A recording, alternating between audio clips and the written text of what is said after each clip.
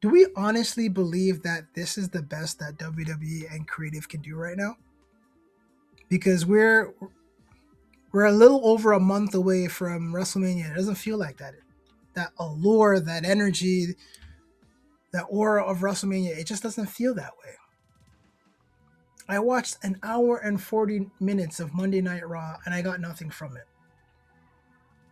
We have Seth Rollins opening up the show and he's still coming out with the mask and he has a whole bunch of masked men crusaders. For what? You've already unveiled yourself. We know it's you. You don't have to hide behind the mask anymore. So I don't know what kind of new character they're trying to bring out. I'm assuming he's going to get another theme because when he did come out, he didn't use his typical burn it down theme and he said nothing. We're looking at a more serious character, but what is that character? What's with these guys? They're utilizing these guys worse than Muhammad Hassan did back in the day, and he actually used them for a good purpose. And then what's with the shuffle? Why the hell are they shuffling like that? Like, to me, it doesn't even make sense. Like, I wasn't looking at that like, okay, this was a good moment. It looks stupid. I don't even want to say childish. It just looks stupid. Shuffling around the ring, shuffling outside the ring, all of that garbage. I'm like, come on, man. And I feel like they're stalling. They don't have what they want right now. Obviously, they don't want to do Seth Rollins versus Logan Paul or Austin Theory, which is understandable. They're probably trying to hold out until Braun Breaker can make it back from his hernia. But like, you guys just promoted this lady to lead writer or whatever position, and this is the best that you came up with for Seth Rollins. On the road to WrestleMania, your busy season. Not feeling it. It's stupid. Get it out of here. CM Punk come out, cut his promo about the backlash he's been receiving based on what he was saying about Roman Reigns and his father. There's a lot of animosity there. He's talking about the hypocrisy of everything, considering Roman hasn't apologized to anyone for his actions or his behaviors, and he's getting off scot-free. And people want him to change his behaviors, change what he's saying in his promos. He gets interrupted by the Usos, and we've seen in the previous segment, they were going to confront him, so we expected this. The direction they are going. The Usos said they came out there to press CM Punk, not on the orders of Roman Reigns, but just to stick up for their family. Jay was the hothead. Jimmy was trying to be logical, level-headed, but he was standing on business. They wanted an apology. CM Punk comes in, daps him up, and says, I am sorry for how your cousin has treated you and hasn't apologized to you and manipulated your family and talking about Cody Rhodes, his father. So CM Punk is also standing on business. At the end of the day, they knocked him down, and the show ended pretty flat. I don't think I got any hype out of that. I don't think there was more excitement going into WrestleMania because of that moment. That moment did nothing. I seen him get pushed to the ground. I seen the credits at the bottom, and I felt like, this is all you're giving me? Like, that's it? That's how we're ending Monday Night Raw. No levels of animosity, no CM Punk getting up and getting in their faces, them not attacking CM Punk. It just ended super flat, and the people in the audience probably have to go home and think, okay, that's what we paid money to see. That was it. I don't know. It's too flat for me. But based on what I saw, we can make assumptions on what's going to happen next. CM Punk would be the complete and total opposite of what Cody Rhodes is. Cody Rhodes is the corporate man. He's QB1. He looks like he wants to do everything by the book, Mr. Suit and Tie. Cody Rhodes was the one that injected the poison, sort of, when he said that Roman will be a tribe without a chief. Sorry, a chief without a tribe. I don't know how that came up, but a chief without a tribe. And with CM Punk making those statements, will bring the tribe back to the chief. This is the only play WWE has because they're not looking to build any new stars. They haven't built any new stars. So in order for us to move forward, in order for them to get the ratings that they want, in order to build that engagement, they're going to have to put the family back together. Jimmy and Jay are wearing all black. They're hostile. That's an easy way for them to mold back into the family. Easy way for Roman Reigns to come back and inject his poison into those boys again and say, you see how they talk about us? They sit down and talk about our family, our blood. And that's how you pull them in, just like that. The Usos are already tag team champions. The only thing that's missing is Roman coming back holding up the World Heavyweight Championship. That's literally it. That's their play. They're going to go with it. I don't know what else they can do. I think they're probably going to try to over milk the bloodline situation and try to re-inject the storyline because the MFD stuff is dead. But that's where they're going to go. That's what it looks like they're going to go. If they don't go in that direction, I'll be deeply surprised. But that's where they're going to go. Right? So next week on Raw, when we see Roman Reigns and he comes back with his rebuttal, I do expect him to bring up Larry. I expect him to have that conversation with the Usos, whether CM Punk and Roman Reigns are in the ring doing their thing and they get interrupted by the Usos, or CM Punk confronts the Usos for what they did last week or this week at the time, and Roman comes out. We're going to get the interaction with them all there. All that stuff is going to come back together because they need to build the ratings. That's all it is. That's all it ever will be, right? And Judgment Day. They finally pulled the trigger. Finn Balor is officially a face. He got kicked out of the Judgment Day. And this was a long time overdue. I feel like almost 4 months overdue. Finn has been hinting at, we've seen the briefcase. We've seen the demon in the background. We've seen him veering off. Him and Dominic have had some status for quite some time. And they finally decided to pull the trigger. I don't know what's next for him.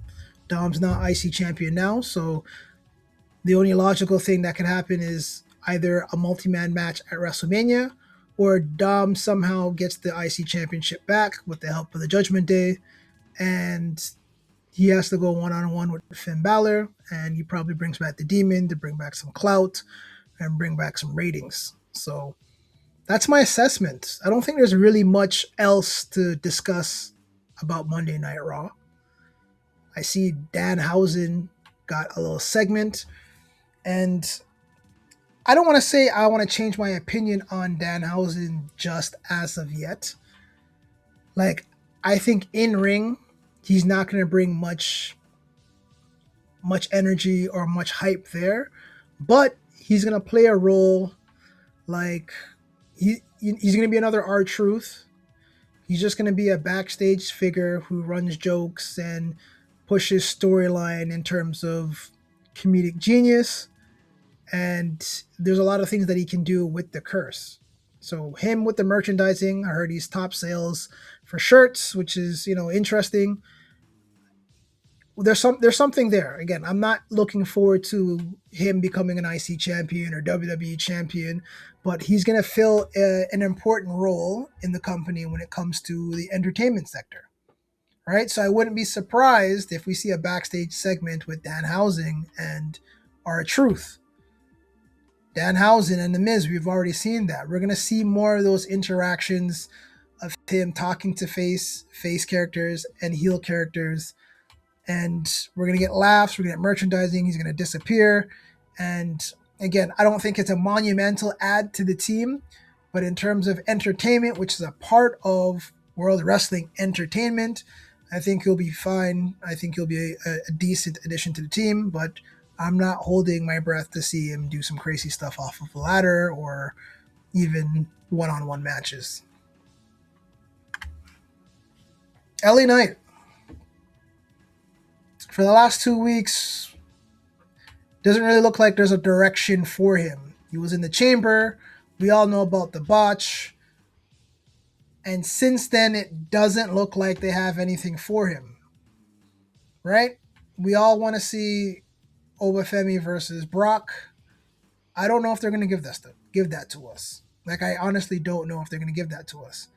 There's been a report that Brock doesn't want to lose until his retirement, and that might be an opportunity for them to throw LA Knight into the fire with Brock and hold a loss. Because if they're saying Brock's not going to lose until his retirement, and again, we all know or we all heard the discussions of SummerSlam being in Minnesota and Brock going to retire there, which again, that will probably be something they'll give to Gunther based on the career killer. But they're not doing anything with LA Knight. The last 2 weeks, I've seen nothing. I seen him interact with the Usos last week, right? With the vision attacks. He did the same thing this week, and now he's dancing. But one thing I did notice is he was trying to take up and soak in as much of TV time as he possibly could. Puts on Austin Theory's vest. He starts dancing. He takes the picture with the audience phone, gives it to them, puts on his vest, puts on his jacket, holds and pauses for a second, trying to soak up the moment because they're not writing anything for him, which doesn't make sense. They should be doing more. They should be sitting down figuring out how to do damage control and make things move forward. But because they don't have a lineup of superstars to push out of the door, it makes it very difficult. When you only have 3 or 4 people at the top of the mountain, which I don't even think they really have. But they need to build that in. So when you have these guys and you're like, oh, this is the storyline, well, we don't have anything for you this week. We don't have anything for you next week. Everything gets stale. Everything gets stagnant. So they have nothing for him. And I think the only thing to remedy that is if they end up throwing him to Brock Lesnar, which I don't want to see, but based on how everything is looking now, that might be the direction they're going to go. Speaking of Oba Femi and Rusev. I've been saying this for a while now. Rusev he's a big body. He's a powerhouse. When he came back to the company, he had destructive energy. He came out, he attacked Otis, put him on the shelf for a little bit, put him in the Accolade. Why can he not keep that same level of energy? They started great in the match. Oba and Rusev, they started off good. 2 powerhouses going at it. And then as the match continued on, Rusev's energy just got diminished and Oba was just too much for him. I feel like if you want to establish Oba a little bit more, we could have seen more offense from Rusev. We could have seen him put the foot in his back, put him in the Accolade, and have Oba Femi power out of that. And that would have looked way more impressive versus him not even getting his finisher off. If you want to keep your guys at mid to upper level, you got to make sure you invest in the heels so not everyone's looking like a jobber. You have Oba Femi going against Kit Wilson. We have The Miz. We have Johnny Gargano. And you know he's cooking all of these guys. We don't need that. Oba Femi already had the spotlight at Saturday night's main event against Cody Rhodes. He's established. People know who he is. People care about him already. This Goldberg streak nonsense you're doing is unnecessary. Get him into a storyline as quick as possible. Now he's already beaten Rusev. In order for Rusev to keep his credibility, I would like to see him attack Oba Femi backstage with a chair. Throw him into the trunks, whatever. Put him in the Accolade. Let him know that you're not done with him. So that way we have a real banger. So you can at least build your card. You don't have anything. It's too spaced out. It doesn't make sense to me. So those are my takeaways from Monday Night Raw, or just even the road to WrestleMania. They're not doing anything. They're not doing enough. You can't have everything. They're treating everything like takeout. You grab something, and when you're done, you wrap it up, you throw it away, and then you have to come back to something the following week, and it doesn't stick because you made this guy look like shit. It's not hard to build upon these things. It's really not. Get more bodies in the room who look at the characters and understand the characters. Because from the Unreal situation, we could see how these guys are thinking about things. And it's not very deeply. It's very monotone. There's not enough information being processed when they're writing their stories and trying to progress to the next week. All they have are names and matches, but no storyline context. Like, do these people have a passion for the business? Or are they just making enough money with this Netflix deal and all the other brands? They're like, all right, let's just put pen to paper and then we'll try it out. Got to make some better audibles. You better look at your go on your roster, look at your call sheet, look at who's there, and figure out what you guys need to do, because now's the time for you to move those pieces into the right places and make something happen. That's it, man.